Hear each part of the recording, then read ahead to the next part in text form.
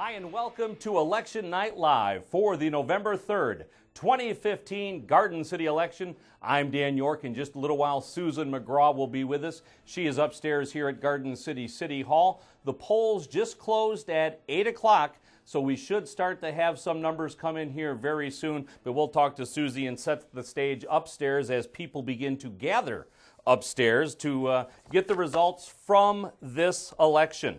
Again, our precincts closed at 8 o'clock. There are 10 precincts in Garden City, plus the absentee ballots.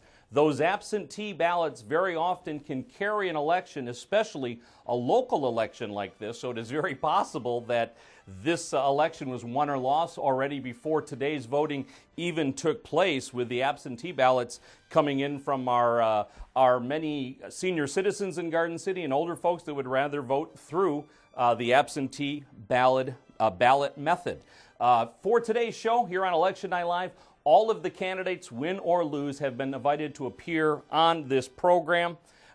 Those candidates include candidates for mayor, candidates for the city council, and candidates for the Garden City Library Board. The mayor's seat contested 2 candidates for 1 office after a primary in August. 5 candidates for 4 seats for the Garden City City Council, with the top 2 finishers receiving 4-year terms and the next 2 finishers receiving a 2-year term. And also the Schoolcraft College millage proposal that is on the ballot, that is for 0.6 of 1 mil. The Library Board, 3 folks up for that, but there are only 3 seats available on the Garden City Library Board, 2 incumbents and 1 new member for the Library Board. So that pretty much settled before the election was ever held today. A very, very quiet campaign, unless you were one of the 200 people who is very much involved in Garden City politics or very much involved in what happens in our community. This was a very quiet campaign, again, unless you were one of the candidates running for it. The majority of the community was not very excited by this campaign, and it probably has to do with the fact that there weren't a lot of hot-button issues on the ballot, that there is only 1 contested seat on the city council and the mayor's race. No public safety millage like we had for the primary in August, and no major issues on this ballot. Taking a look at the numbers, Garden City has 20,517 registered voters. The reason we're showing you these shots of the outside is a small turnout was expected for today in the first place, and now with the weather that we had today, those numbers were probably driven down even more. Now, in the last election in 2013, this is the last general election, only 3,070 turned out, but actually that was better than had happened in several elections prior to that. In the August primary, where we only had a mayor's primary and the public safety millage, 2,456 people showed up. Normally, good weather would make the turnout better. In this case, I have a feeling it helped to keep people home. The Garden City Public Schools were closed today, so I imagine a lot of people stayed home with their kids. A lot of people probably played golf or just took the opportunity to get some yard work done. Those that had time during the day, and now with daylight savings time being over and being on standard time, when people get home, if they have a job, it's already dark. And so I'll imagine that kept a lot of people from showing up today. Great weather today, though. Temperatures in the low 70s, almost got up to a record. Sunny skies the entire day. A perfect day to be outside. Maybe not a perfect day for Allison Bettis, the city clerk of Garden City, who was always looking for a 100% turnout. One of the other elements to this election that is new has been the social media aspect of the election. In the prior campaigns here in Garden City, social media wasn't used very much. Obviously, it's used at the national and the state level, and anyone that's on Facebook, for example, sees how many of our local representatives are on Facebook, and legitimately you can follow your representatives there. Even you can follow the City of Garden City on Facebook and get a lot of good information. We had a situation in this election where in the past there were mailers and cards, and things were pretty old school when it came to running for office in Garden City. But in this case, we had a couple of the candidates set up Facebook pages, both for their political campaign or even their own personal campaigns, or their own personal Facebook pages. And there were some shots across the bow. There were some comments made on Facebook, derogatory comments about candidates, derogatory comments about candidates' families.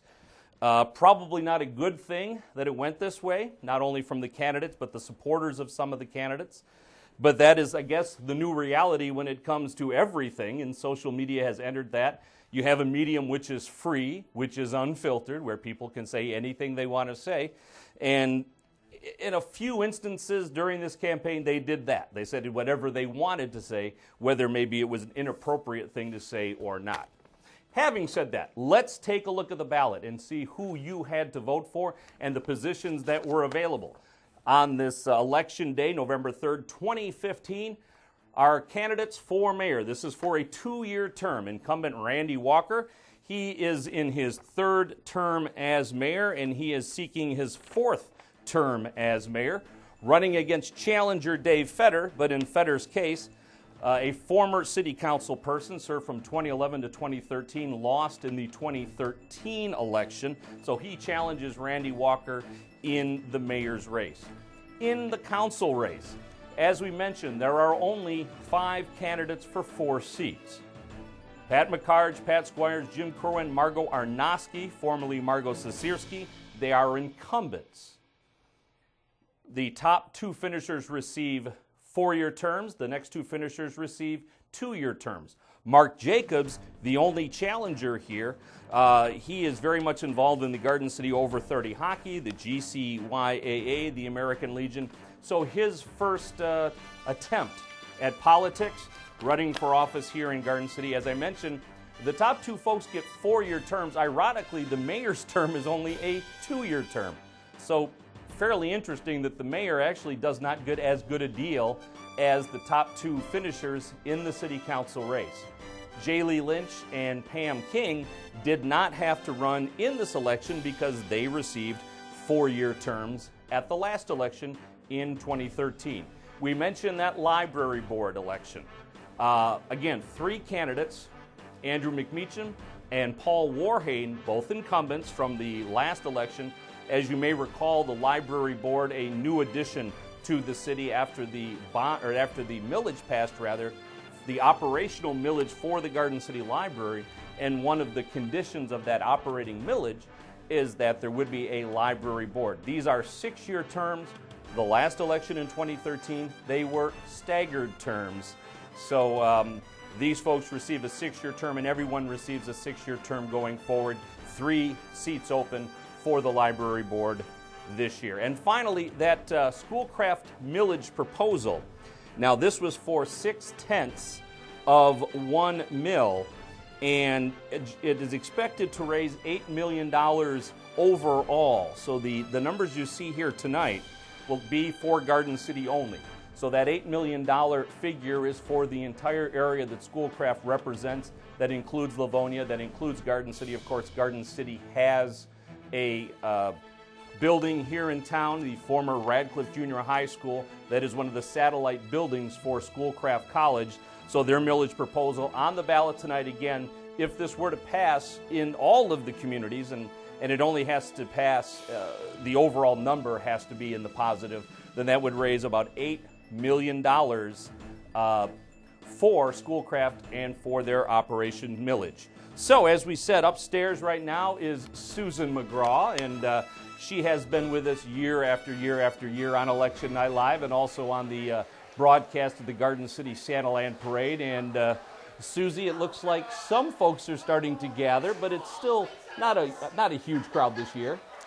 Well, not a huge crowd, Dan, but a fairly vocal crowd, which is really exciting to see. Happy election night to you as well. Yeah, it's actually getting louder and louder, and I don't think they realize that we've just turned the camera on, but it's kind of exciting. It was very quiet here for a little while, so I like the energy, and I like feeling that there is something big going on here in Garden City tonight, as there certainly is.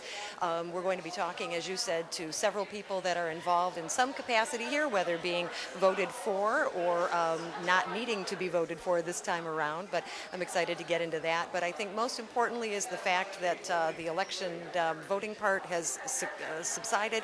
We are looking forward to results, and a lot of people here are kind of thinking there could be some changes going on this time around. We'll wait and see. Well, but there's not a lot of opportunity for change, obviously, with only 4 seats available on the city council and 5 candidates, and then a change at mayor. Potentially, there could be no change. Potentially, we could have Mayor Walker reelected. Potentially, we could have the 4 people on council reelected. So you talk about change, but potentially there could be no change. It could be the exact same council. Yeah, absolutely. Forward. And I was thinking, could this be the time of an all-female city council, except for our mayor, of course? No, that's not entirely possible this time around. I can dream, right? Not entirely possible, but certainly, if I was running for something, I think the school board or the library board was the safe one tonight. So that's a win-win for all 3 of them. But we're certainly looking forward to getting reactions from people, and if there are some minor changes, I think the people that wanted to see those changes are here and standing behind me tonight. You work in a college atmosphere, and we talked about social media here before we started to talk together. Obviously, social media, Facebook in particular, has changed everything. And those of us that work in any form of media, it's changed what we do. And this is the first year that it's really crept into the Garden City campaign.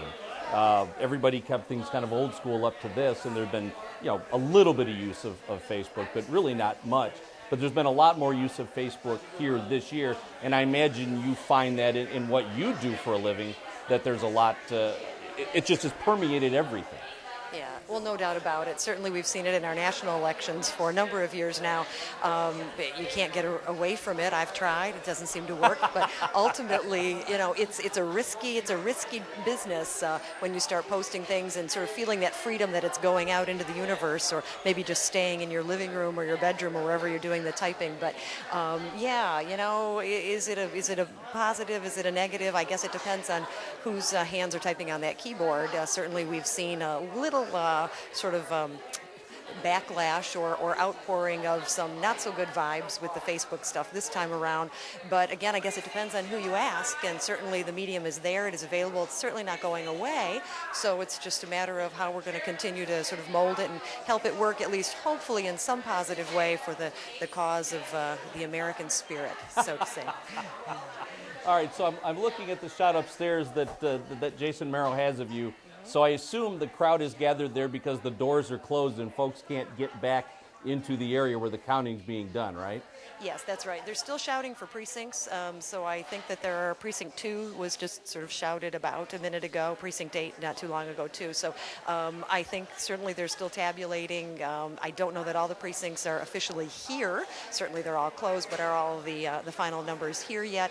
It's hard to say, because that last little announcement there suggests that there still might be some more coming in. But yeah, they've been sort of kicked out of the area, and tabulations are going on, so I think we're going to see numbers probably fairly soon. At least I hope so. And usually there are some numbers by now, right? Usually by the time we go on the air, there's a little bit of a mad scramble because a couple of precincts have been reported. Right. No, nothing official yet. People have been asking, certainly, but nothing yet. And I know, again, the absentee ballots, that's a significant portion, as you mentioned earlier, with a very large number of people voting absentee. I think Allison mentioned as of earlier today, it was 70% of all absentee ballots had come back, but she was looking for another 20% or so. So we'll see how that factors in as well.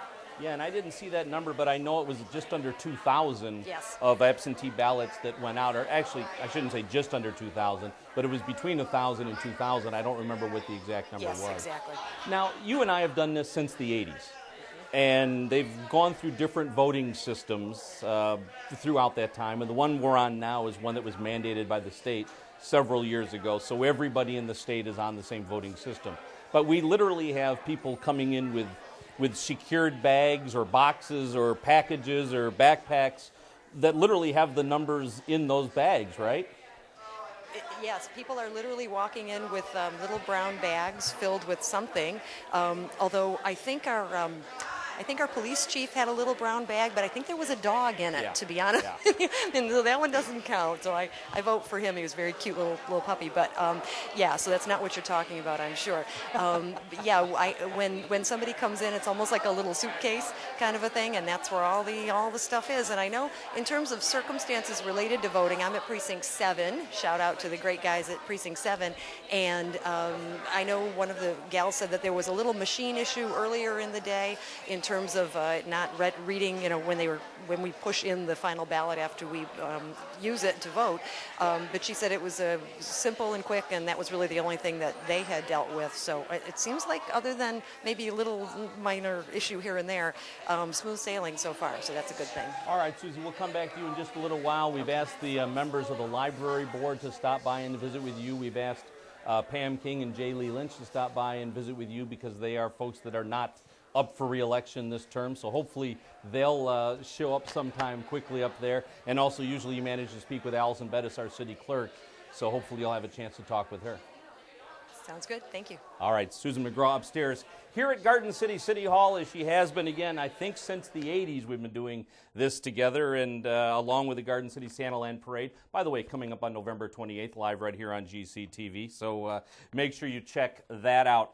Let me go over some things for you. First of all, the swearing in for the new city council, and even though it may be the same group of people, it's still your new city council, that is scheduled for November 9th. Now, the reason I say it's scheduled for November 9th is because that, among other laws, has been changed.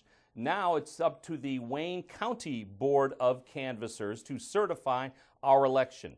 In the past, it had been up to a local board of canvassers to certify the election. But that has now changed. It goes to Wayne County. Now, this has only happened for us a couple of times, but Wayne County has managed to get the ballots back to us in time.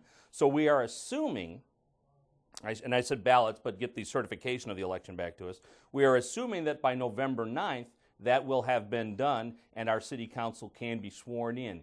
If that does not happen, then that would be pushed to the next week. Add 7 to the 19, so that's November 16th if I did the math correctly. So in the event that the votes are not certified by Wayne County in time for that November 9th meeting, that swearing-in ceremony would then be pushed to November 16th. One of the things also that I want to get into, some interesting facts on the mayor's race, and we have Millie Tiskowitz upstairs from the library board, who we'll go to in just a minute with Susan McGraw. In the primary, Randy Walker finished with 1,539 votes. That was 62% of the voters. Dave Fetter finished with 690 votes. That is 28% of the voters. Remember that Buddy Wallace, who passed away very recently, he received 158 votes. So those were the numbers in the primary. For the mayor, for Randy Walker, if he's reelected, this would be his 4th term. There's only been 3 other mayors in the history of Garden City that have made it 4 terms. Robert Holland had 4 terms from 1936 to 1944, and then 2 mayors had 5 terms. Enos Schaller from 1946 to 1956, and Vince Fordell more recently, my contemporary, from 1979 to 1989. So Randy Walker would be in fairly rare air, if you will, if he was reelected here today to be his 4th term as mayor of the city of Garden City. So let's go upstairs now, and I believe Millie Tiskowitz from the Garden City Library Board is with Susan McGraw. And again, Millie basically guaranteed a seat on the Garden City Library Board, and her first seat on the library board. And Susie, go ahead. Thank you very much, Dan. Congratulations, Millie Tiskowitz. You are on the library board. Woohoo, right? We are so excited to have you as a part of our community just in general, and we want to say, a special condolences to you and your family in the passing of a wonderful Garden City citizen and your husband, Ron. I'm sure he's incredibly proud of you right now, as I'm sure he always has been, and we're excited that you're sort of carrying on the tradition of service in this town. What does this mean to you?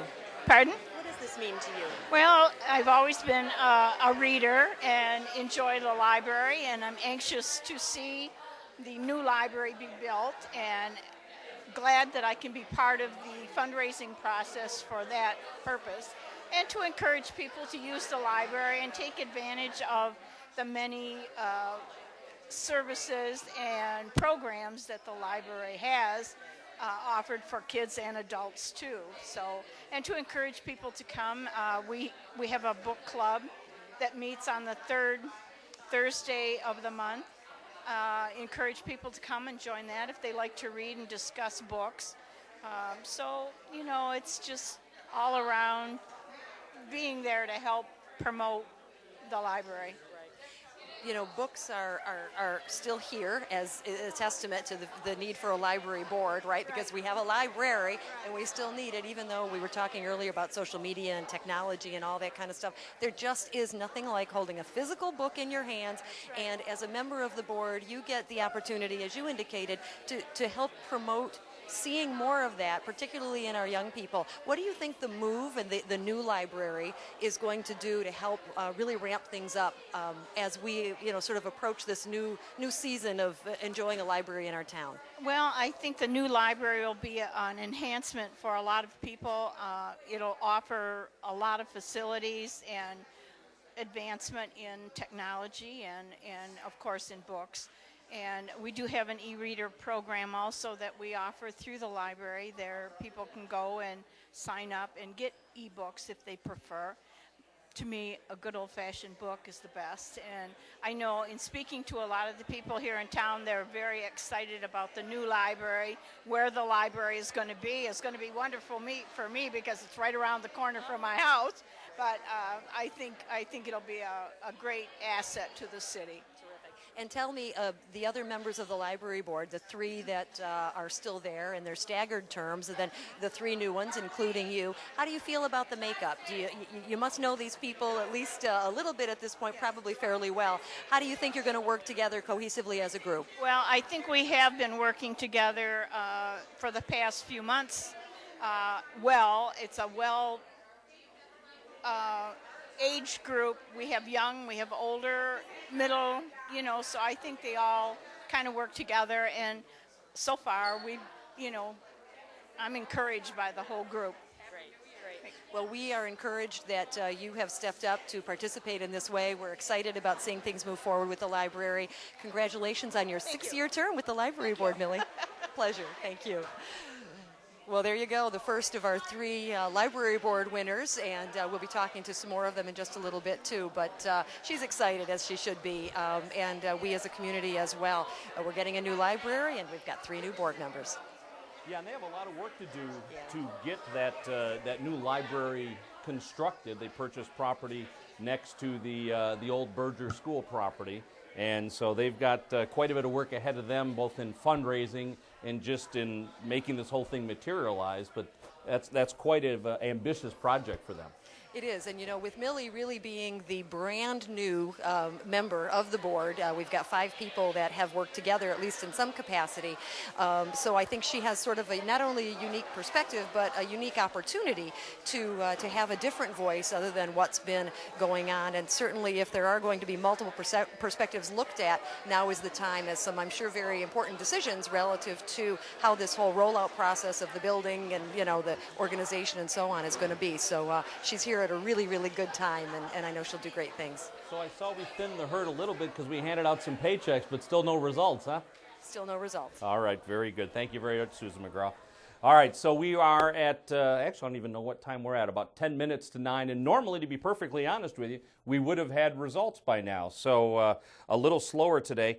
You know, want to mention, and I don't want to say pay tribute, but at least acknowledge, after having Millie Tiskowitz up there, you know, her husband Ron was a member of the Garden City City Council. He was a huge booster in this community, a huge booster for Garden City West High School, and when they consolidated East and West, he and Chet Moss and Chuck Neslin, I mean, these guys really shook the trees until they found as much money as they possibly could to help run the athletic programs for Garden City High School.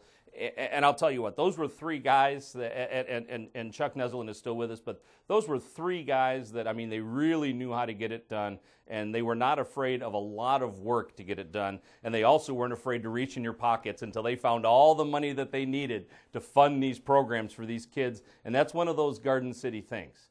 You know, we make a joke around here, we say it's a Garden City thing, but that is one of those Garden City things.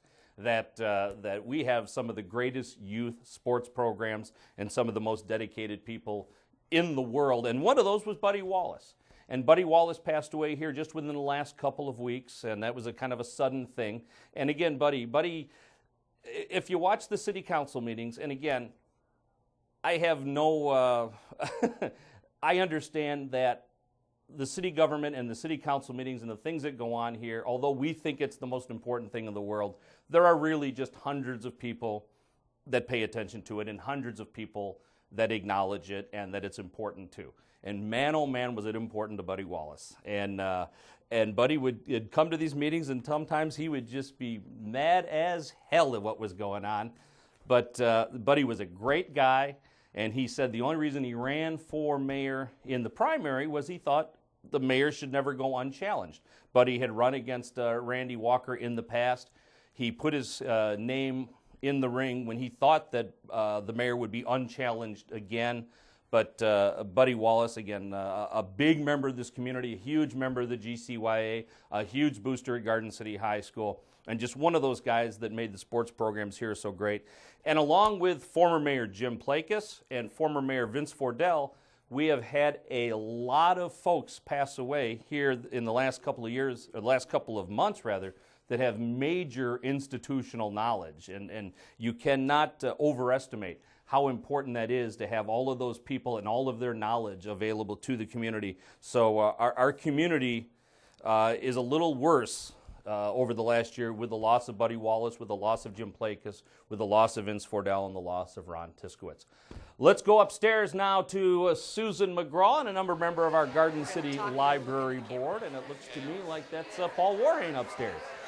Yes, I've got another one of our winners tonight with the library board election, and we have William Paul Warhane here. And Paul, you have been serving on the library board since how long? 1984. Oh my goodness. And you keep coming back. That's a good sign. That means something. Tell us why. Why are you doing this? Why do you continue with a smile on your face? Well, I think Garden City should have a library, and that's been my purpose all along, is to keep the library alive in Garden City. That's a wonderful, wonderful goal, and something that certainly you have played a major role in accomplishing in all of these years. We are excited, as we were talking about the opportunity for growth and redesigning and rebuilding. What do you think this new facility is going to do, and what kind of problems do you think that might bring up for you all as a board? What are some of the issues you're going to have to deal with? Well, the biggest issue is going to be the money. But we need more space, and the things that I think a library should provide is, besides the service of all the books and stuff, with the system that we have a capability of getting to over 1 million books. So, but I'm thinking about the learning that a person can do beyond the classroom, and that's one of the things that I think will continue to be a major role of the library, is to bring people together to learn stuff beyond the classroom. And for the adults and stuff, we have a best selection of fiction books and stuff. So we have a full-service library here, and it's the best way to provide that the way we do it here in Garden City. Well, we're looking forward to more of that. I know for me, one of the things is I love seeing the library vibrant and active in the summertime when kids aren't in the classroom, but the learning can continue when they're not sort of parked in front of a computer at home. You know, they have the opportunity to mingle and do book clubs and, you know, and special story times and things like that. And I know Garden City has been known for doing that for so many years now, and it sounds like that's going to continue in a really, really big way, isn't it? Right, that's true. The library has kept up with all of the new things, and it's got a lot of competition, but people still want to read books. So it's, Amen to that. Well, they want to read books, and they want to know that we're in good hands with the new library and the sort of the changing of the old into the new, and the location's going to be wonderful. So we can only say congratulations, but more importantly, good luck in this next 6-year term. We're really happy that you're still here, continuing in the tradition, and also continuing and doing good things. I don't know that I have the 6-year term. Well, guess what? You do. I hate to be the bearer of that news. Well, you know, it's going to be my last term, that's for sure. At 86, I think I should retire. Never say never, right, Paul? Well, he just did, but we're not going to let you. Anyway, congratulations. Thank you for taking some time with us tonight. Have a wonderful evening. Thank you. Oh, so much fun, and as it should be, learning and reading and all of that wonderful stuff that we can now say that we're going to have revamped and you know, hopefully some continued state-of-the-art technology, as well as just books, and more books. With this new library board, they've got a lot ahead of them. But Paul Vorhain, very excited to have been reacquainted to the board. And, you know, I talked about Buddy Wallace and some of those folks that have been in this community and have done so much in the community. Paul Warhane, another one of those guys that has been around since you and I were kids, and never afraid to get his hands dirty and never afraid to get involved in this stuff. Yeah. Oh, absolutely. And you know, we need more people like that, certainly. You know, Paul was saying he's going to be 86 when this next one is done. I mean, for crying out loud, we need some more of the 20 and 30 and 40-year-olds. But you know, when I get to be that age, I'll think about it. But ultimately, the point is a good mix is always a good thing in any organization of government, in any organization of leadership. So we certainly want to look at the people that are doing these wonderful things continuously, like Buddy and so many others, and hopefully have them be an inspiration to get us to want to rise up and start to sort of take the lead and do some things. And so that way we'll see some progress and some change, but also the passion will still be there, and we certainly got a lot of that. Any results yet? Any results yet upstairs? Not yet. Oh, goodness gracious. I don't know the last time we went this long. You have to stop asking. That's the thing. You keep asking, and they're going to keep saying I don't know no, the last time we went this long without any sort of results. That's interesting. All right, Susan, we'll be back to you in a little while. Thank you. All right. Again, this is, you know, some of this a little bit of trivia, and some of this is just informational. But going through our current the candidates here tonight. Now, Margot Arnosky again, who was Sisirski before, former executive secretary to the city manager, lifetime resident of the community, Garden City High School graduate, a member of the Santaland Parade Committee. Jim Kerwin, an incumbent. Now, Jim Kerwin's been on the city council since 2007. Again, a lifetime resident, a Garden City West graduate, so he can't be all bad. The owner of Kerwin Construction, and he's had one 4-year term in the time that he has been on the council. Pat Squires, another member of the Santaland Parade Committee, along with Kevin Kramus and Margot and myself and Monica, and Pat Squires is one of those people. She's a real estate agent. She was elected to a 4-year term in 2011, so she didn't have to run in 2013. Pat McCarge, the retired Parks and Recreation Director, who is an incumbent, is on the ballot again. She's a graduate from East in 1967. And Mark Jacobs, who's actually downstairs here with us waiting for the results. Again, the only challenger for the Garden City City Council, a millwright at Ford Motor Company, and again, a member of the GCY, a member of the Over 30 Hockey League, a member of the American Legion, and the only challenger for the seats available. As we said, for the City Council, the top 2 vote getters receive 4-year terms. The next 2 folks receive 2-year terms, and that is something that was done during the late 80s, I believe, and early 90s to mix things up to make sure there was always some sort of, as we said, institutional knowledge left on the Garden City School Board. like I said, it's kind of interesting that we don't have total, and I'll be honest with you, probably at this point, we will go right to having totals. Normally, if it takes this long to get the results, we'll skip over the partials and end up with totals for everybody. In the 2013 race, again, there were 3,070 votes cast, but on that ballot, along with the two candidates for mayor, which is the late Buddy Wallace and Randy Walker, there were far more candidates for city council. For that council race, there was Mike Collard, Dave Fetter, Mike Jones, Jim Kerwin, Ms. King, Ms. Lynch, and Ms. McCarge. And then there was the special council race to fill the 2 seats remaining from George Cordy's seat, in which Margot Sisirski ran against Al Briscoe, who another man I should have mentioned earlier who's passed away here in the last couple of years, and another person that's been a big part of this community and involved in so much. Al Briscoe, one of those folks too.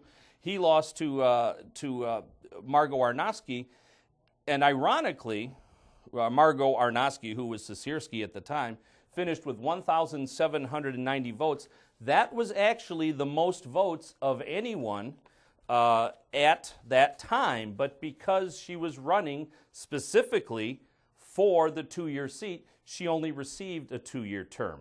And if you go back and remember the history, when George Cordy ended up resigning from a 4-year seat very soon after he assumed it because his job took him out of state, Mike Jones bumped up and took his seat. Well, the way the charter read, it could be interpreted 2 different ways. One of the ways to interpret it is that Mike Jones was to finish that 4-year term. Other interpretations is that he shouldn't, but there was no vehicle for a special election, so the council decided to vote to have a special election. Mike Jones accepted that vote, and then Mike Jones ended up running again after being appointed to that 4-year term, but ended up not winning in that 2013 race. Coming up, just want to mention there are several activities coming up in our community. Now that the election is over, we kind of like go full speed ahead into the holiday season. One of those is Veterans Day that is coming up in just a week. This will be next Wednesday, November 11th. It's at Garden City High School, as it has been for the last couple of years. They've moved the Veterans Day ceremony from the front lawn here at Garden City High School to O'Leary Auditorium to make sure that no matter what the weather is, they're able to have a nice place to have the Veterans Day ceremony. So the Veterans Day ceremonies are coming up next Wednesday. That is November 11th. And as always, it's the 11th hour of the 11th day of the 11th month. So that's 11 o'clock in the morning at O'Leary Auditorium next week, Veterans Day. And there you see it again. That will be at O'Leary Auditorium, and it has turned into quite a major event, if you will, now that we've taken it off the front lawn of City Hall, because the weather was somewhat of a factor. And even though we were getting large crowds, you had to keep the ceremony fairly short because you had no idea what the weather would be. So again, next week, Veterans Day, November 11th at O'Leary Auditorium, and of course the public is all invited to that. And then coming up right after that, and it'll be here very quickly, is the 2015 Downtown Garden City Santaland Parade, brought to you by the Garden City Downtown Development Authority, and that is the 55th annual Garden City Santaland Parade, beginning at 10 o'clock in the morning. As always, it begins at Garden City High School. It goes south on Middle Belt Road. It'll hang a left on Ford Road and then end up in the Garden City Town Center parking lot, or the Kroger parking lot, or the former site of the Farmers Market. So other than those big events coming up here in Garden City, make sure you go to the website, www.santalandparade.com. Sorry, I'm mixing up all of my websites. santalandparade.com if you'd like to be in the parade and be one of the entries, if you would like to be one of the sponsors, or if you just like information about the parade, you can find that at santalandparade.com. And by the way, tonight, after we're done here, the results for the 2015 election will be available on the city's website That's www.gardencitymi.org. That is www.gardencitymi.org. And we'll also have them, of course, on our Facebook page. So like us on Facebook, follow us on Twitter. Watch everything we do on YouTube. This show will replay on YouTube, including all the vamping I'm doing right now, waiting for results. But that'll be on YouTube. We'll play this back here on the City Channel, which is 12 on Comcast, 18 on WOW, and 99 on UVerse. So what we're going to do right now is take a quick break. As, again, we just waited out here at Garden City City Hall. We are at Garden City City Hall. Susan McGraw is upstairs. I'm downstairs with our crew of volunteers for GCTV and OmniDish Television as we try to bring you the results as quickly as they're available, and apparently they're just not available. So we'll take a quick break. We'll come back for Election Night Live right after this.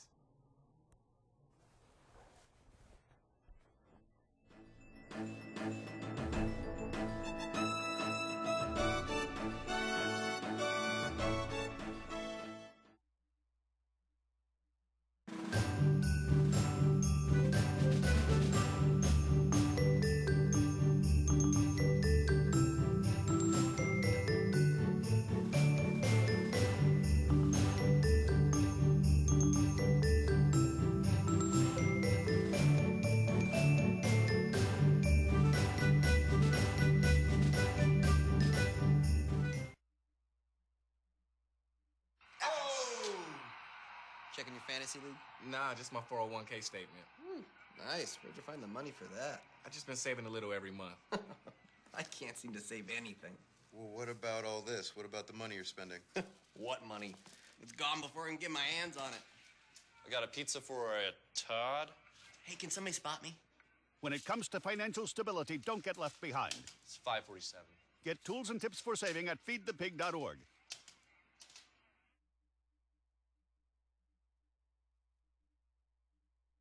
Hey, it's Ava, and this is Tess from Do Your Selfie, where we recreate the hottest looks from today's biggest music videos. After cleaning out our closet, we have a lot of clothes we don't wear anymore. Like this old pile of t-shirts.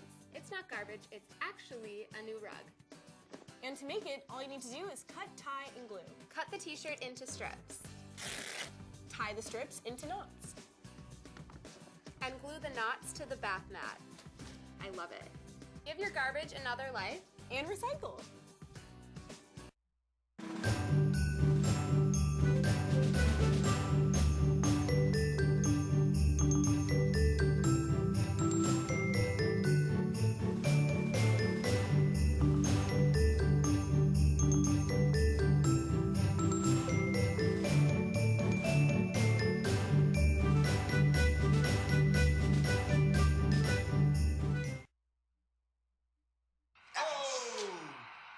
Checking your fantasy league? Nah, just my 401k statement. Nice. Where'd you find the money for that? I just been saving a little every month. I can't seem to save anything.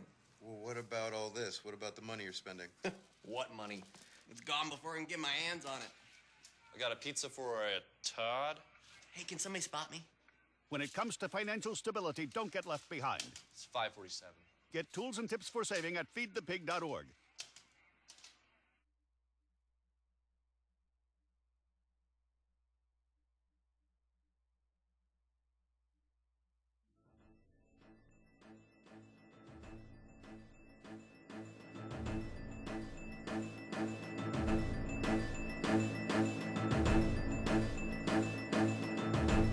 And welcome back to Election Night Live for the November 3rd, 2015 election. I am Dan York. Susan McGraw is upstairs. And I'm not kidding, it's 9:15 and we don't have any results yet. That has, I don't think, ever happened that we haven't at least had some partials. We have no indication that there's a problem. We have no indication that anything has gone wrong. We just don't have results. So while we kill some time, I'd like to acknowledge all of the folks that brought you this live program here on GCTV tonight. This is what we call a one-off, folks. Nothing we do with this show translates to anything else we do. The city council meetings we televise, or the games that we do, or the studio show that we do here, none of that translates to this show. Everything we do for this show is different. So we end up bringing in equipment from all over the place that we beg, borrow, and steal. We pull equipment out of our own television truck and bring it into this room to do this with multiple cameras on different floors of the building. And this is kind of in, as we call it, faux def. This program will be available in high def when you watch it played back on YouTube, but because the cable companies are still in standard def when it comes to carrying our signal, and even though everything we do, we pretty much do in high def now, you're watching it in standard def at home, or you're watching it in standard def on the live stream for technical reasons that aren't worth going into. But eventually that live stream will be in high definition as well as our content on YouTube, and this tonight will be in high definition on YouTube. But I want to thank the folks who have helped us out here tonight. It is a rather massive crew that it takes to put this program on. First of all, our producer and director, Christian Gibbons. He is the one that oversees pretty much every aspect of this program.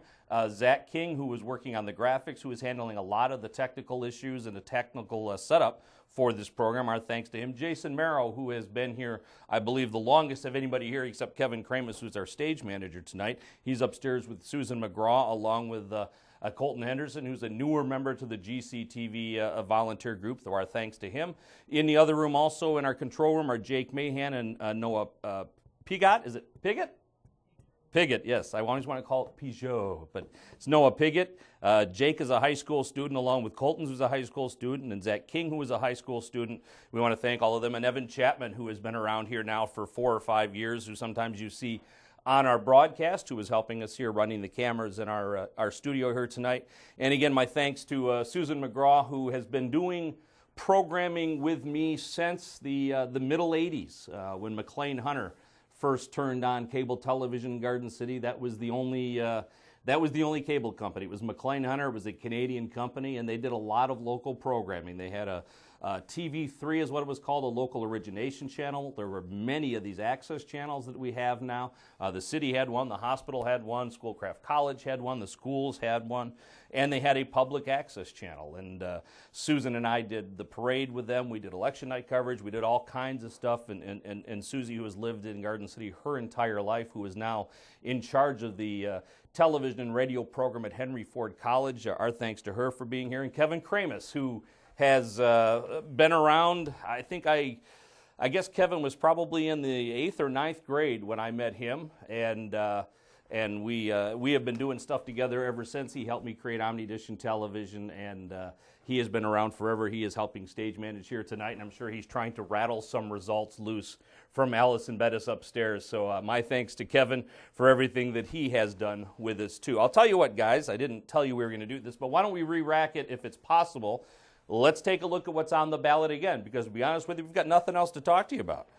So let's re-rack it and show you what is on the ballot and what they are calculating upstairs at this very minute. Of course, there is the mayor's race, there is the city council race, there is the library board race, and then there is that Schoolcraft Millage election. And again, that is a 0.6 of 1 mil increase that Schoolcraft College is looking for. So it's not any form of renewal, but it is an increase on top of what they already collect. But again, that is to be collected in all of the communities that they are in, not just in Garden City. So the results that we give you here today will not show you the entire thing of what's going on. So Randy Walker, the incumbent, he is going against challenger David Fetter. Again, this would be Randy's 4th term as mayor, and Dave Fetter, who was on the city council for a couple of years, running as a challenger.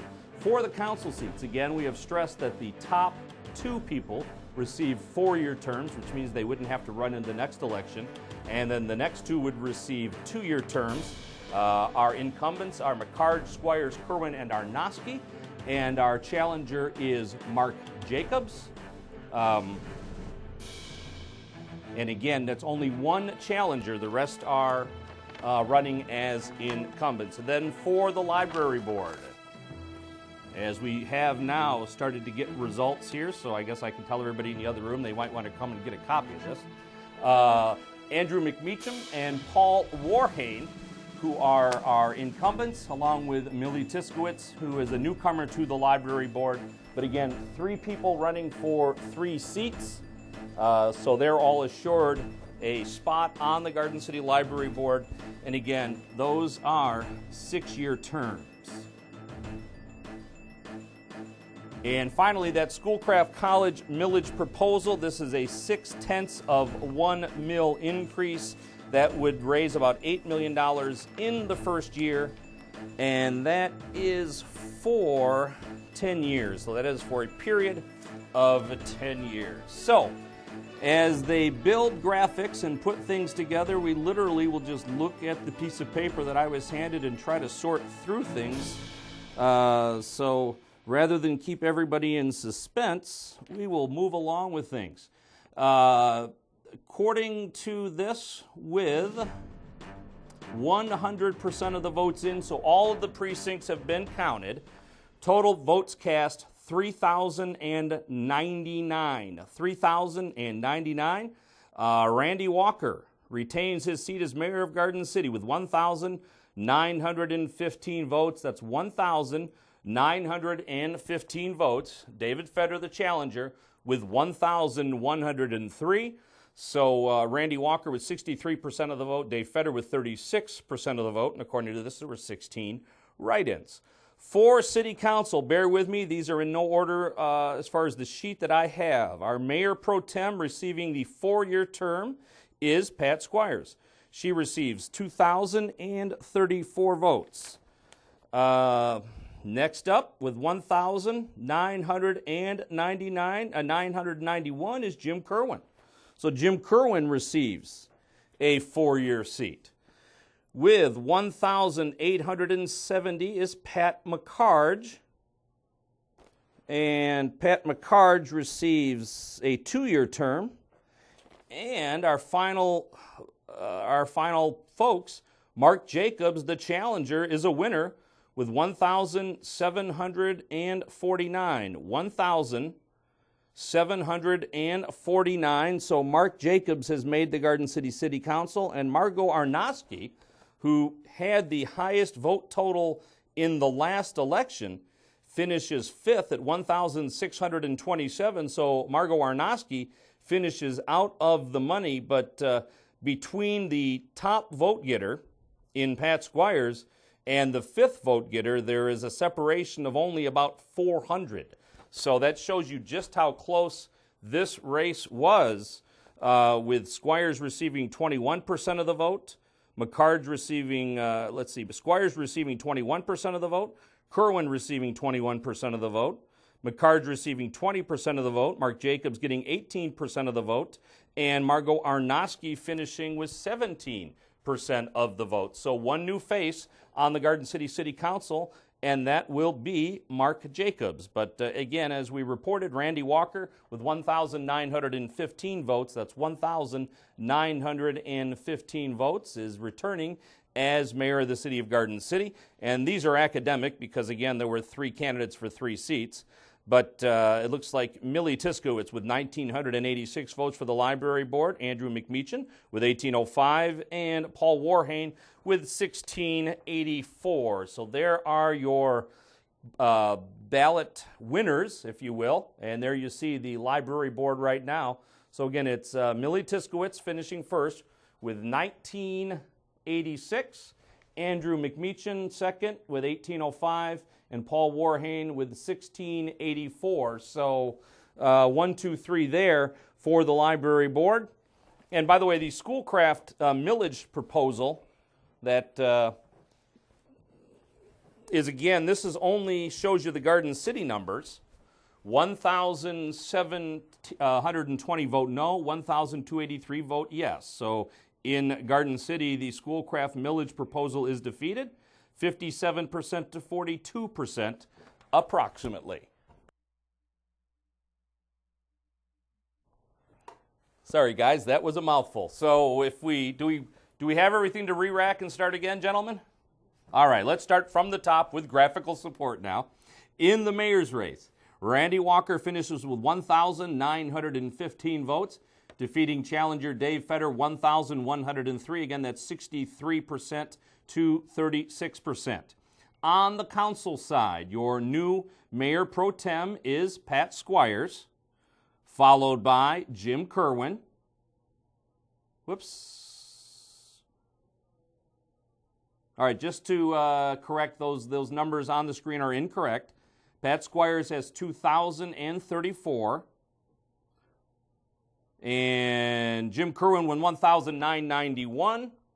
They mixed up the Pats, that's all. Pat McCards with 1,870, Mark Jacobs with 1,749, and Margot Arnowski with 1,627. And with us now in studio is Mark Jacobs, and we were talking during a couple of breaks, and I said I thought it was a coin toss, and it was, and the distance between everybody was pretty close, but you've got to be happy your first time ever running for office, and you're elected to the Garden City City Council. It's exciting. Hopefully I can do what all my supporters think I can do. Now tell us a little bit about yourself, because as they say, I only know what I read in the papers, and I know you're involved in the over 30 hockey. I know you're involved in the GCYA. I know you work at Ford. Tell me a little bit about yourself. That's about it. I'm a lifelong resident of Garden City. I have been a president of the Garden City Over 30 Hockey Association, which does a lot of good stuff for the community. We've walked in the Santaland Parade when they've needed us to help out. Been a member of the GCYAA for since about 1988 or so. Lifetime member of that since 2001. This will be my 20th year with the American Legion in Garden City. I work at Ford Motor Company. I'm a millwright, skilled tradesman. So hopefully those contracts go as well as this did. So what are you hoping to accomplish? Because you had said when you did your Meet the Candidates that you thought things were generally going in the right direction. What do you hope to accomplish, and what would you like to see Garden City, if not do different, build on? Well, I'd like to build on our business structure, or businesses especially along Ford Road, where we have a lot of vacant buildings and open property. I think our roads need some attention, our side streets. I think generally everything has gone well. I think maybe a few more things, and I'd have to get involved with, some more things, and maybe see what we can improve on. Right. Maybe with our DPW, maybe letting them get some more work, get more involved with some of the stuff and keep them working, because I know they do a really good job.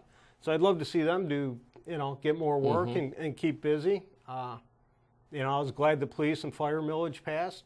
I think that was a good thing. So I think we're going in the right direction, and depending on what else I can do, I haven't been involved in the political scene, so it'll be interesting to get in there and see what I can do. And you hit the ground running, because with the Garden City Council, the next council meeting available after the county approves certifies the results, then you're right on City Council. Perfect. Anybody in particular that we'd like to thank? A ton of people that I can't name them all, but all my supporters, my friends. I've got some of the best friends around. The hockey people are outstanding. They helped me pass out a lot of signs, got my name out, and just I think a lot of that is from like last year when we were called to get some help for the parade, and we made some calls to the hockey people, and we came out and helped. And I think that just speaks volumes for our league. Family, girlfriend, friends around the neighborhood. It's a lot of people, and they all put in a lot of effort for me. All right. Well, congratulations to you. I know you got a house full of people to go back to at your house. And again, as the results rolled in here around 9:20, 9:25. My phone is blown up. Well, congratulations, and we'll see you at the next City Council meeting. Thank you. All right, Appreciate Mark Jacobs, the newest member of the Garden City City Council. Let's again take a look at the results that have just come in to us here at Garden City City Hall, here on Election Night Live, and we will start with the mayor's seat. The mayor of Garden City will remain as Randy Walker with 1,915 votes. He defeats challenger David Fetter with 1,103 votes. So Randy Walker will head into his fourth term as the mayor of Garden City. Let's take a look at the city council numbers now. And again, your mayor pro tem is Pat Squires. She receives a 4-year term. She actually is coming off of a 4-year term. In second place, also getting the 4-year term, is Jim Kerwin. In third place with 1,870 is Pat McCarge. In fourth place with 1,749, our last guest is Mark Jacobs. And in fifth place with 1,627 is our next guest, Margot Arnosky. And quickly with the library board, Millie Tiskowitz with 1986, Andrew McMeechan with 1805, and Paul Warhane with 1684. And we come back into studio with Margot Arnosky. And after being the top vote getter in the last election, and honestly, there's only 400 votes between everybody, but are you surprised? No, I'm not surprised. I mean, we have a really, really good council, so I knew it was going to be a tight race. I think people are generally satisfied with the current council that they had. I wish Mark Jacobs nothing but the best of luck. He is a fantastic guy. I know Mark personally, and I'm not at all surprised, no. He got you by 122 votes. Exactly. So I think Garden City's in good hands. You know, I don't know, I don't want to give away too much, but you've gone into this with a little trepidation from the beginning. Yes. You had to have your arm twisted to run for council in the first place. Yes. So is there any sense of relief? Sometimes people are kind of happy. Or is it too early for that? Yeah, I think it's still a little too early. I'm going to say maybe a little bit of sadness, because for people who do know me, my career has been Garden City. And so it's going to be kind of difficult. I think after retiring and then getting back into it again as a council member and then pulling myself away again is going to be a little different. But I'm looking forward to my new life and new adventures that are out there besides, you know, Garden City. And you're still involved with a lot, and I imagine you still will be involved in those things. Absolutely. I mean, the parade, as you know, is one of my favorite things, and just recently we did the first trunk or treat with the Business Alliance, which was a huge success. So looking forward to doing that again, and still being involved in the home food pantry and the Good Fellows, and, you know, doing things that, to me, make a difference in the community. Yeah. What are you most satisfied with in your time on the City Council? The Neighborhood Stabilization Program, the Public Safety Millage approval for the next 5 years, and the 2 last balanced budgets, absolutely. Okay. And what is your biggest frustration in the short time you were on? I wish we could get things accomplished faster than we do, but I understand, and I get it from both. Because you saw it right, as an employee. Exactly. It's a slow process. We want change to happen overnight, and unfortunately you can't change things that have taken 10 years to get to a certain point. It takes longer than 2 years to make change. Okay. So that's always the most frustrating part for me. Anybody you want to thank? I'd like to thank my family and all my friends and all my supporters who have constantly supported me and have loved me through all of this and all my craziness, and my husband and my daughter who have sacrificed Monday nights for me and you know, all the other nights for council business. So I appreciate them and love them. So all right, well, we wish you the best of luck, and we'll see you at the parade. I'll see you in a few weeks. Yeah, we'll see you in a few weeks. All right, so Margot Arnosky, formerly Margot Sisirski. I understand that J. Lee Lynch is upstairs with Susan McGraw. Is that correct? Yes, it is. J. Lee Lynch is here, and Jason is going to jump over and get us go. There we are. Okay, excellent. J. Lee Lynch is continuing to serve on council, and congratulations on the next 2 years of your 4-year term that you acquired in 2013. Interesting shift this time around. We knew that there couldn't be dramatic changes, but we've seen a little bit of a little variation here. What do you think that means for the new makeup of the council? I think we're still going to be running pretty smoothly.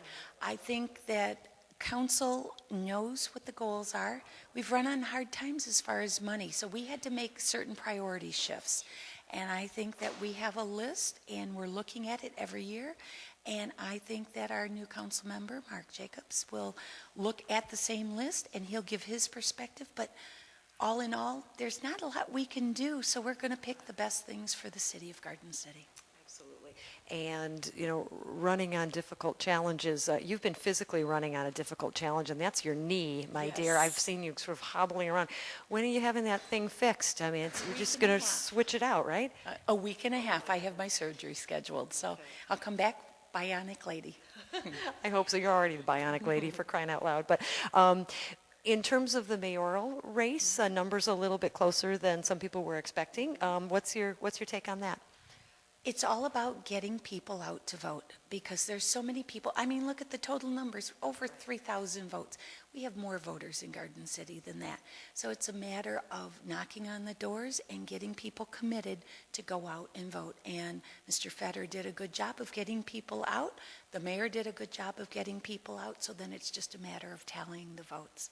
So you got to get the people out. I know Allison wishes that she could get closer even to 20-30%, but it doesn't happen, unfortunately. Okay. Dan's been asking all of the people that are going to be serving now for 2 or 4 year terms what they see as the biggest challenge moving forward. You've been there for a very long time in some capacity or another with the current group, at least 2 years. What do you see as the biggest challenge as you continue to be sort of the constant here for the next course of the council? Well, I know that we keep the needs of the people in mind, and it's looking at the money that we have available. I know we'd like to put staff in different departments, making a difference, not just to put staff in for staff's sake. I know we have things we'd like to fix that have gone for a long time without improvements. So we just have to keep looking at that list and figuring out what's most important and taking it off the list. Roads are important, and we're hoping that maybe we'll get some help with that as well from the state. I think certainly as long as we're all going off of the same list, we're in pretty good shape, and I think we will, right? I think so too. Good, okay. Good luck with your surgery. We'll hope to see you better than ever sometime very soon. Thank you very much. Okay, thanks, Judy. Thanks for your time. Dan, we know you've got more people to talk with downstairs, so we'll throw it back to you. All right, Susie, thank you very much. And downstairs with me now is Pat McCarge, and after a 2-year term on the Garden City City Council, elected to another 2-year term on the Garden City City Council. I imagine you're pretty happy about that. Yes, I am. There were 5 candidates and for 4 positions, and I felt going into it that any of the 5 would do a good job, and so that took a lot of pressure off. Knowing that whoever got in, I think we've got a good council. I will miss Margot being on the council. She's been very articulate, I'm a little sad about that. She's been an awesome council member, and I've learned from her, so. No, I'm sure she'll stay active. Oh, I'm sure, sure, so. So, also being a former city employee and having been here your entire life, I think, correct? Yes. Okay. What are you happiest with in the short period of time that you've been on council?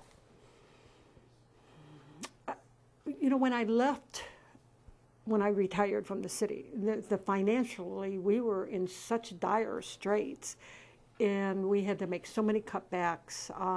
That was devastating to me. I know it affected the city, but it also affected employees that I worked with.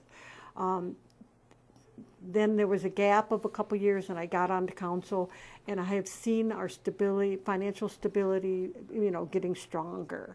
And I find in the last 2 years especially, the council has been very conservative, and yet they're moving slowly towards things that need to be done. And that's the hardest thing about being on council. We have so many needs, and we only have so much finances. And the biggest debate is how to use our resources in the best way. And that will continue to be, that's going to continue to be that way. But we've done it. Look around at some of the other communities. Garden City has done it. And we've done it quite well with a lot of volunteer groups that have stepped up and are doing wonderful programs like the Trunk or Treat, Chili Cook-Off. I'm very proud of Garden City, very proud. Any particular thing you would like to get accomplished in your next 2 years on council? Well, I think we have to hit making sure we have contracts, employee contracts. I think that's moving forward financially. We have to know those contracts, what's in there. As everyone is, they're concerned about businesses, not having empty business, that's really hard to come up with a solution of how to do that. I think the only thing I can think of as a council member is to make sure that we look at all of those ordinances, make sure that they are good, they're safe, provide safety nets that we need, but they also are relevant to today's businesses. And the process is slow. Sometimes the process needs to be slow to be safe. Right. But can we speed it up and still be safe? If that is a question I don't know the answer of. But I think we need to start really, wondering about that and questioning that. All right. Anybody you want to thank in particular here tonight? I'm just, everyone has been so wonderful as far as sending me messages on Facebook, and so there's been very supportive. I really do appreciate all of the people that voted for me, all the people who got out and voted, whether they voted for me or not. It was it's their community, and so I do appreciate that. Of course, it takes away time from my family, but they've been very, very supportive of it. But all the groups and organizations that I'm in, they've been very supportive, and I do truly appreciate that. And I do think very often it's underestimated the credit that should go to people for simply running, for actually getting involved in the process or staying involved in the process. I mean, that takes a little bit of courage, especially knowing you're going to be criticized for things, that you're doing what you think are the best things possible. You're criticized for them. You folks make, what do you make, $35 a meeting or something like that? Right. Okay, and that's it. That's what you make. You make $35 a meeting. Right. So you are nothing more than a resident who wants to do good by the city, and there are no perks of being a Garden City Council person. No, there isn't. And what's really, this last meeting we had, as far as it was the lighting assessment. I really like seeing all those people, even though I knew most of them were there to say, "Hey, you shouldn't be doing this." I would like to see more of that. They politely told us most of them. Right. I just don't, when people come up and call me dishonest or a liar, and I don't, but to come up and say, "I don't agree with what your decision is," come on up, let us know. I'd like to see that more. Yep. We don't see it enough. All right. Well, congratulations, and we'll see you next week at the swearing in. Thank you very much. All right. Pat McCarge, elected to another 2-year term on the Garden City City Council meeting. Again, let's take a look at the results for our race here at the City of Garden City. And here on Election Night Live, the mayor's race, Randy Walker remains our mayor with 1,915 votes. He defeats challenger David Fetter with 1,103 votes. And on the City Council, Pat Squires is your mayor pro tem with 2,034. Kerwin is in second place with 1,991. Pat McCarge, who just left us, with 1,870. Mark Jacobs with 1,749, and Margot Arnowski with 1,627. So Pat Squires is the mayor pro tem, defeating Jim Kerwin by 43 votes, it looks like. And also in the library board race, Millie Tiskowitz at 1986, Andrew McMeechan at 1805, and Paul Warhane at 1684. And then quickly, the Schoolcraft operating millage charter proposal, that has been defeated in Garden City. But again, that does not reflect on the entire Schoolcraft district. 1,720 no, 1,283 yes. And with us in studio now is Jim Kerwin. And Jim, congratulations. You picked up a 4-year term. Thank you, sir. Now, this is your second 4-year term, correct? Correct. And you have been on the City Council since 2007, so this is not new to you. No, it's been 8 years now. Okay. Yep. And, it's funny, I mentioned to you yesterday when I called you up about the program. Right. Jim said, I won't be awake at 9:30 at night. What are you talking about? Exactly. But it took us a little while to get the numbers here tonight, Yep. A little longer than what it normally takes. But you've got to be happy that now with this, you've got a 4-year term. You don't have to worry about this again in 2 years. That's right. That's right. What what are you happiest with during the time that you've been on the city council? There's been a lot of things. Honestly, we've definitely, in the time I've been on, we've made a lot of progress in a lot of different things, and we've come from doing pretty well to being in a pretty tough shape, and working around and working through all the financial problems we've had. We're actually doing pretty good, which especially compared to some other cities around. Oh us. yeah, definitely. So I'm thrilled about that. And I'm happy to be here, and I'd just like to thank all the voters, everybody that voted, and congratulations to the mayor and council. And I'm just kind of sad to see Margot go. So and that's our only change on the city council, is that Mark Jacobs replaces Margot Arnosky. Yep. And you and I have both been around here for 1,000 years. Yep. And Margot has literally been here since she was a co-op at the Garden City Department of Public Service. Exactly. So Margot definitely knows what's going on around town. You know, and she will be missed, but I don't think she'll go very far. I don't think so. Yeah. Anybody?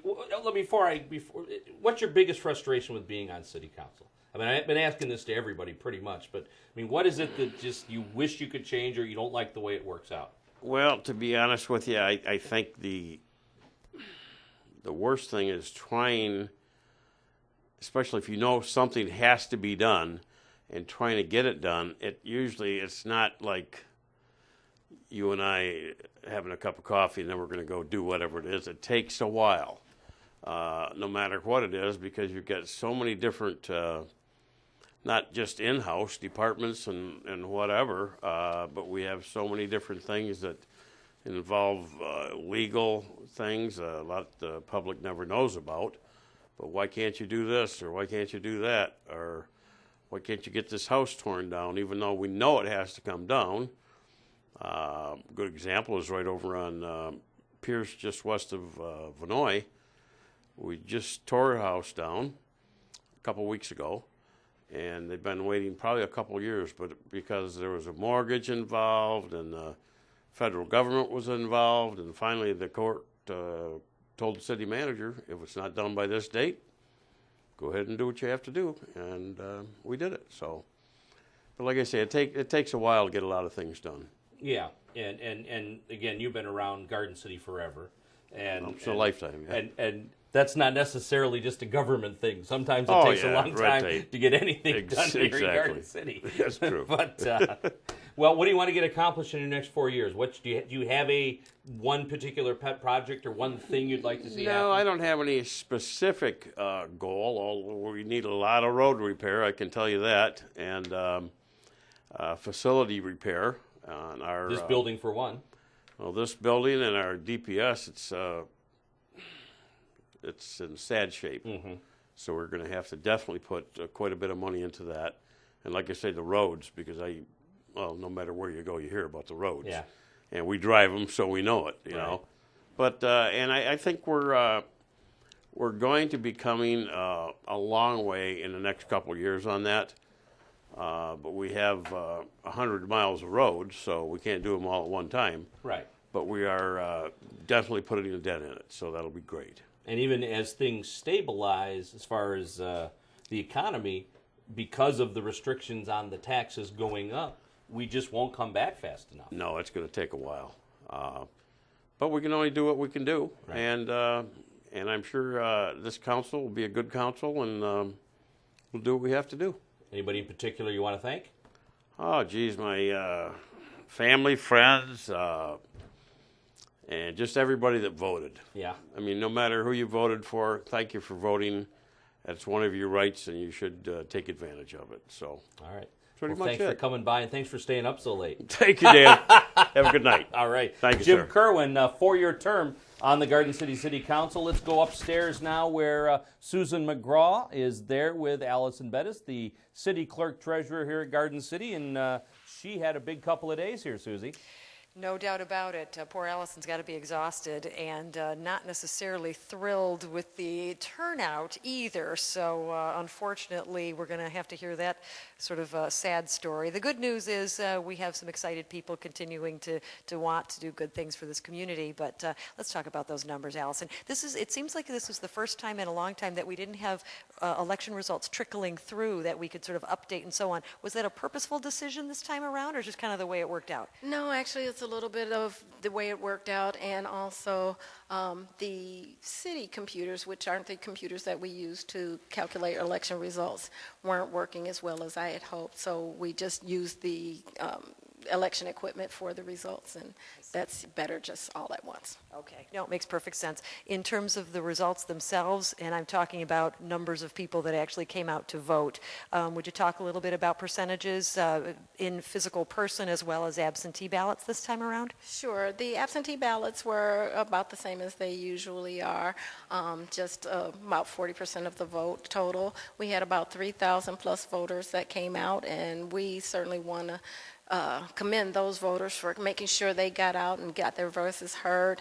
Still, out of over 20,000 registered voters, that's still going to be 20% or less in election totals, and so that's something still that we need to strive for.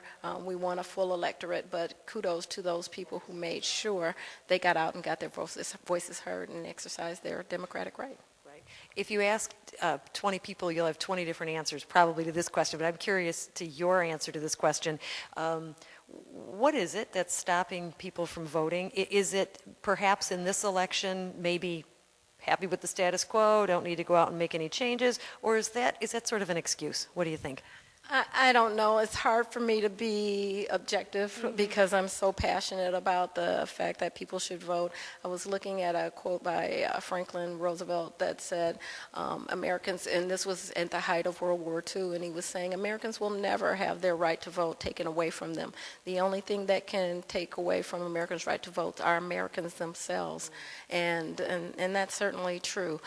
I hope it is because that they feel that the status quo is fine and they don't think that they have to do that. But you still have to tell people that you think the status quo is fine, if that's the case. And so greater minds than I have come up with reasons: general national apathy, distrust of government, those types of things. But in my mind, there's no excuse. That's a right that people have fought and died for, and certainly worth everybody's time. Unscientific question, maybe an unscientific answer, but you've done this for so many, elections now.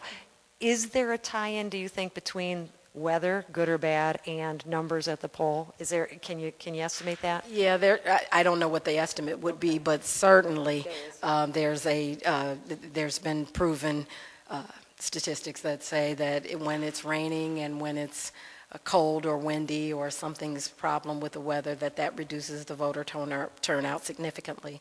However, it was a beautiful day today, so I'm not sure. Actually, we did get more voters than we did in November 2013, and so that's a positive thing, and I'll take that. But I'm still looking for 100% of Garden City voters. I want us to be the example for the nation. That sounds like a wonderful goal and one that maybe one day we'll reach. But we know that this process wouldn't run so smoothly without you, Allison. We have our complete trust and faith in what you do every election period, and we're very grateful for your time, not only during these past couple of days, but tonight as well. Thank you. Thank you. I have to say, I do this so little of this myself. I depend on the election inspectors and my wonderful staff who works so diligently to make sure that I look good, and they do a phenomenal job, and for 17 years they've been doing a phenomenal job. Vicki Cochran, Cindy Montroy, my entire staff, the election workers who not volunteer their time, but who come here and work all day from 6 in the morning till who knows when at night, and so they are the ones, they are the wind beneath my wings for sure.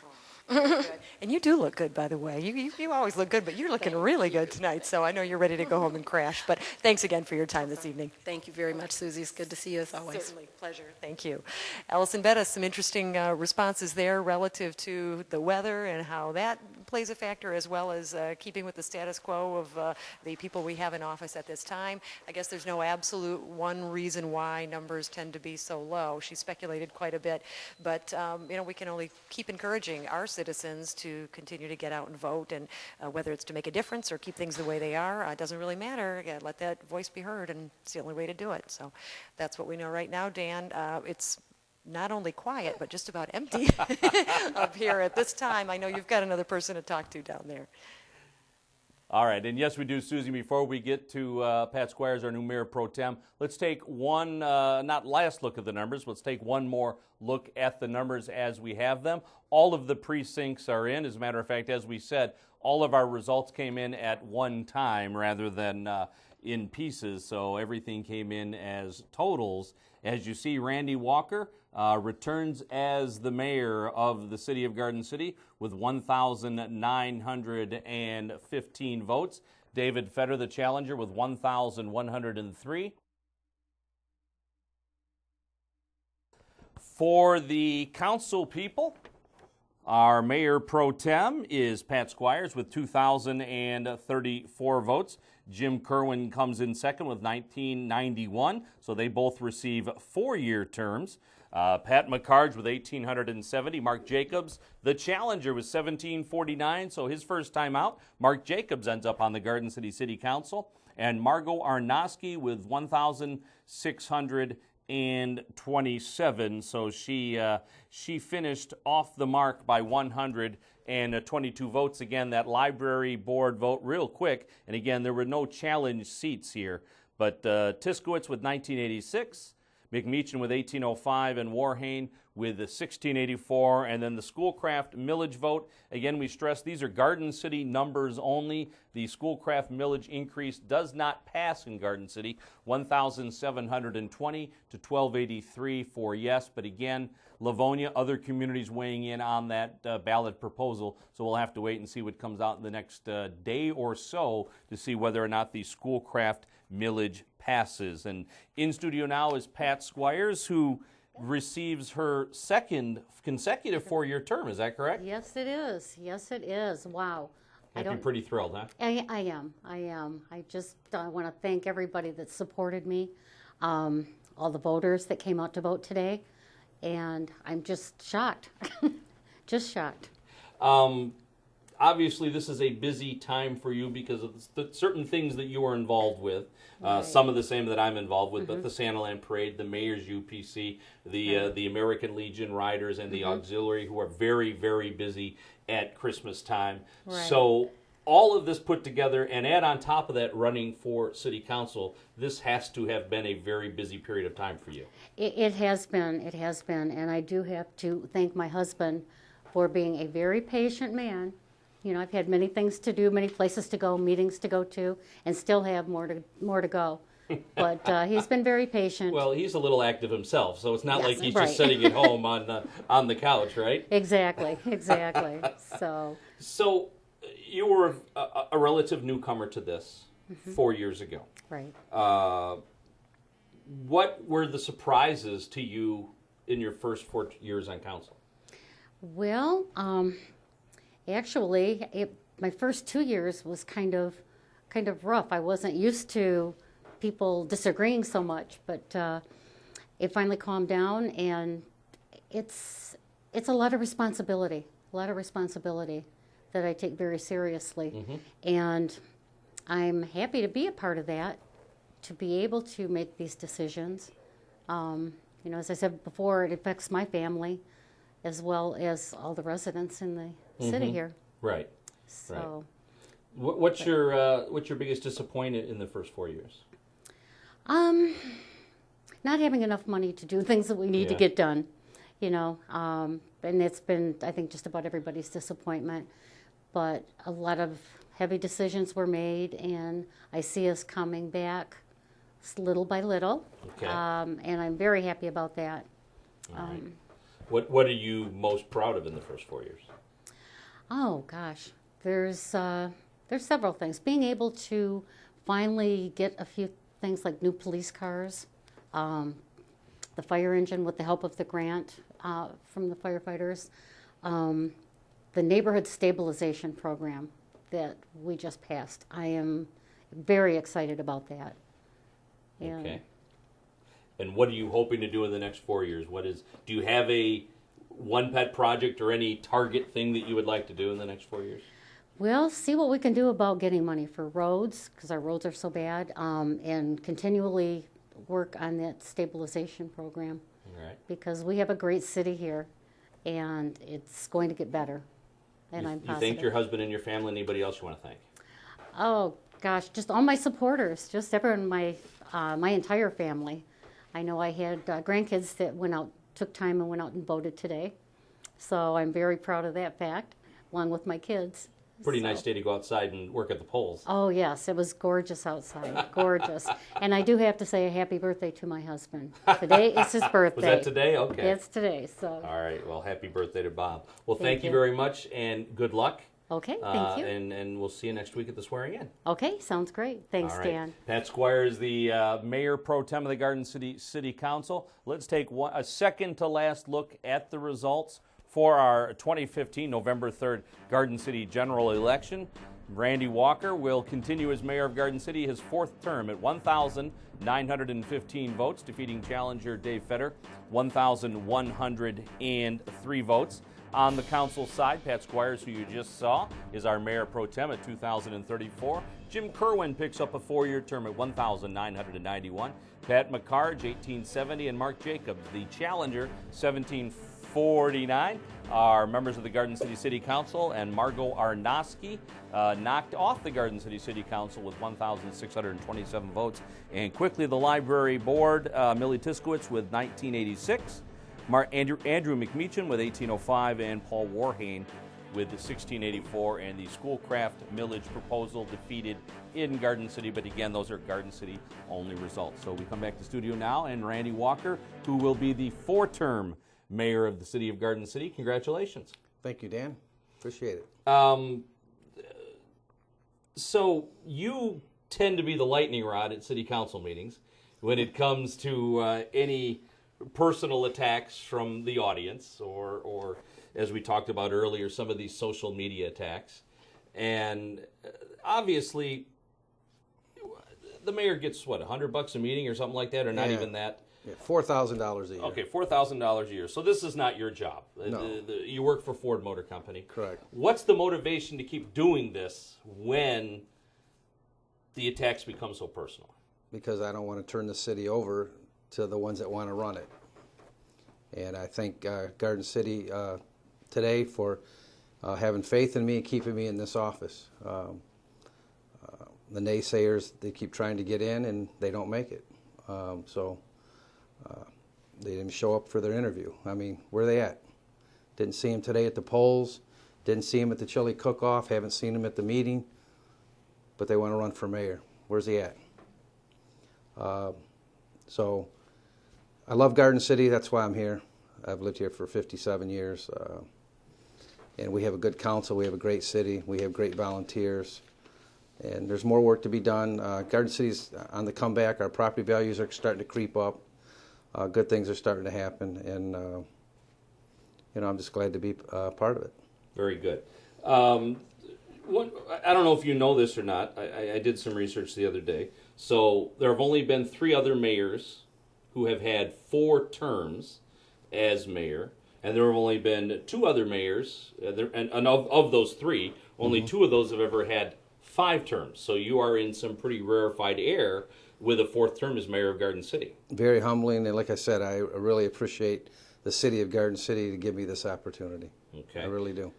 So, other than some of the nonsense, what is your biggest frustration as a member of the Garden City Council? Because really you are just another member of the Garden City Council. Right. You run the meetings, but you just have one vote just like everybody else. Correct. And as a matter of fact, the mayor kind of gets a little bit of a raw deal because the mayor only gets a 2-year term. Right. Whereas 2 of the council people get a 4-year term. So it's Right. actually a disadvantage to running for mayor. I think that goes back to the charter, which was written in the 60s. But and I'll say this when I'm gone one day, I think the mayor of the city of Garden City should be a 4-year term. Every 2 years, it's ridiculous. It comes around so fast. The work involved, and even if you get a new mayor, a good mayor for his first 2 years, he's just getting used to the job, and he's got to go back out there and campaign again. So I would hope down the road that Garden City would go to a 4-year term for their mayor. I think it should be a 4-year term. Okay. But what's your biggest frustration in the 3 terms you've had up till now? Well, the budget. I mean, we hit the worst economic times in Garden City's history, and what we had to do to keep Garden City moving forward, which we did. And I give the council all the credit, and the city manager and the employees, the unions that gave up concessions. Everybody come together to do what we had to do. The residents to give us the millage, public safety millage, to keep this city running. So the frustration is, the revenue's not coming in when everybody's property values dropped. That we lost a lot of revenue coming in, so we had to make cuts. We had to do the street light assessment. We had to make all the adjustments that we did. But I'm frustrated about our roads, our streets. Lansing's got to get their act together. They got to come up with a road package to give revenue to local communities. That's how we fix our streets. The budget that the residents see us talking about all the time, that's the operating budget to run the city. Our streets are fixed by the Act 51 gasoline tax that comes out of Lansing. As you know, the first package, the residents of Michigan turned it down, the 7% sales tax increase. Lansing hasn't come back with Plan 2 yet. But that's what we need. We need a plan, and I'm hoping the plan has the revenue to the local communities so we can fix our streets. Okay. What are you happiest with in the 6 years you've been mayor? The things that the council has accomplished. We have a great council taking care of a lot of blighted properties. We still have a lot of blight out there, don't get me wrong. And there's no perfect city. We're not perfect. There's no, but if you do nothing, it would just get worse and worse and worse. We've made a lot of gains in fighting blight. And we're going to continue to do that. Other than that, any particular goals for the next 2 years? Just keep moving Garden City forward. Okay. Try to get more businesses in, get families to move into our town. Very happy about the neighborhood stabilization program. Bring young families in, buying houses. Again, fighting the blight. Hopefully getting our streets fixed, attracting new businesses. I mean, if you look what we've done the last couple of years, the chili cook-off, one of the biggest city events. Shows the volunteers that we have. There's a lot of good things happening in our city. Okay. A lot of great volunteers, a lot of great employees, and a great council. I'm very shocked that we lost Margot. I'm looking forward to working with Mr. Jacobs, but I was stunned that I did not see that coming at all, losing Margot. So that's a shocker. All right. Anybody in particular you want to thank? And I know I'll leave somebody out, but friends and family, all the people that endorse me, the Garden City firefighters, the DPS, Garden City Police, Garden City Command Officers, UAW, neighboring leaders, Mayor Wild, Senator Kniezek, State Representative Julie Plawicki, all the people that endorse me, friends, family, my wife. I got to thank my wife because all the meetings I go to and nights I'm not home, she really puts up with a lot for $4,000 a year. And then she sees what goes on and why do you want that job like everybody else? But it comes with the job. I'm not a quitter. They're not going to run me out of here. They keep trying and they get nowhere. And tonight's Garden City put me back in there. I'm happy. And I want to thank the residents. All right. Well, I want to wish you the best of luck in the next 2 years, and we'll see you quite frequently over the next couple of weeks between Absolutely. Veterans Day and the swearing in and everything else going on. Can I give that a plug? Yes, sir. To the residents? Come out to the O'Leary Auditorium November 11th at 11 a.m. for give support to our veterans. We got a good ceremony planned. And then November 28th, our parade. How many is it this year? 55th annual Santaland Parade. 55th annual Santaland Parade, November 28th. So Yes, sir. great things happening in Garden City. All right, very good. Well, thank you for taking advantage of our graphics that we have built. Thank you, sir. Congratulations, Thank you. Randy. Thank All right, you. Randy Walker, Mayor of the City of Garden City with 1,915 votes. One last look at the numbers for our November 3rd, 2015 Garden City election. Randy Walker, the gentleman leaving our studio right now, finishes with 1,915 votes, 63% of the vote total, an 812 margin over Dave Fetter with 1,103. For the council, Pat Squires finishes with 2,034, and she beats Jim Kerwin by 43 votes to be Mayor Pro Tem. So Pat Squires and Jim Kerwin, they are our 4-year members of the City Council, and they join J. Lee Lynch and Pam King coming off of their 4-year terms, and then Mark Jacobs and Pat McCarge. They'll receive 2-year terms on the City Council, and Margot Arnowski, not reelected after being the #1 vote getter in the last election with 1,627. And again, the Library Board, these were 3 seats, but only 3 candidates, 6-year terms. Millie Tiskowitz, first time running, 1,986. Andrew McMeacham and Paul Warhane, the incumbents, with 1,805, 1,684 respectively. And again, the Schoolcraft millage ballot proposal, the 0.6 of 1 mil, is defeated here in Garden City, 1720 to 1283. But again, that requires the entire Schoolcraft district's vote, so we'll have to see how that turns out overall. Let's take a visit now one last time with Susan McGraw, who was upstairs with us at Garden City City Hall. And I guess you're up there by yourself other than Colton and Merrow, huh? It's true. They got what they wanted and they all bolted, Dan. What can I say? But no, it's okay. It's about that time where we're all kind of wrapping it up, no doubt about it. But wow, what a night! Certainly, lots of status quo, little surprise in there in the mix. But Garden City is a great place to call home, and that is what we say on a regular basis. It's why we live here. It's why we do what we do. But the goal, and I'm going to sort of echo what Allison was saying, is if you want this home to be truly representative of your beliefs and your attitudes, you got to get out and vote. So that's really the downside of what we experience with this 2015 election. But on the positive side, we have what sounds like some really exciting opportunities moving forward in the next couple of years, not only with the library board, with the new library being built, but also what sounds like some positive attitudes moving forward in the next couple of years on council. So that's really good to hear. Yeah, it was only by a couple of votes, but actually this was the biggest turnout for a couple of elections, actually, because there have been quite a few in the upper 2000s, and since the 2007 election where we had 3,800 people show up, this one with 3,099, it only beat some of the other ones by 20 or 30, but actually there was a slight uptick in this election overall. Yeah, well, we hope that keeps moving forward. It's a little bit sad when we celebrate, 3,000, out of 21 almost thousand registered voters, but we'll take it, baby. We will keep those numbers going up, hopefully, as we move forward. And certainly that's something you're putting a positive spin on things. It must be late, Dan. That's not usually your nature. I'm delirious. No, that's good to hear. I think we do want to mention talk with a friend at the Garden City Observer, and I think it's always interesting to see when the trends are sort of changing and going. We're not the only community, obviously, to have had an election today, and it's always interesting to compare what's happening in other cities and so on. But our friends at the Observer have indicated that numbers have not, from what she's been hearing, numbers have not been necessarily all that great throughout the Metro Detroit area. Yeah.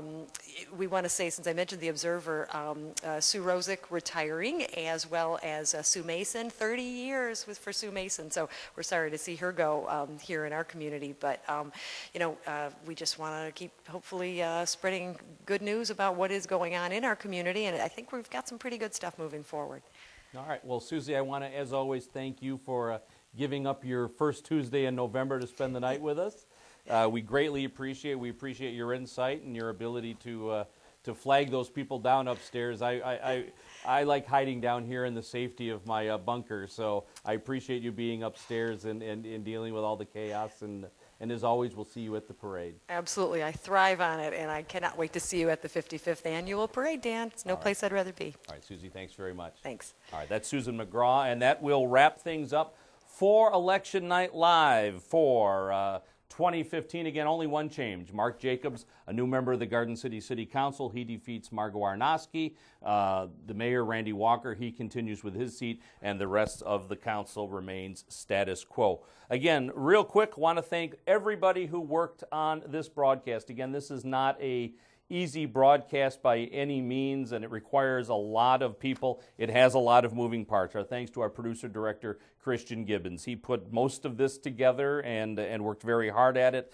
and when all was said and done, it came off pretty smooth. Zach King, our thanks to him. He handles all of our technical stuff and all of our IT stuff and anything that involves a computer, and he's waving his arms up and down in the other room right now. Jason Merrill, who's upstairs with Susan McGraw, he has been with us forever. Jason also helped finish this set, our table that came in about 2 weeks late for our set that we had revised a couple of weeks ago, and this was the follow-up to it, so our thanks to him for that, and I do that because I'm just happy it's still here.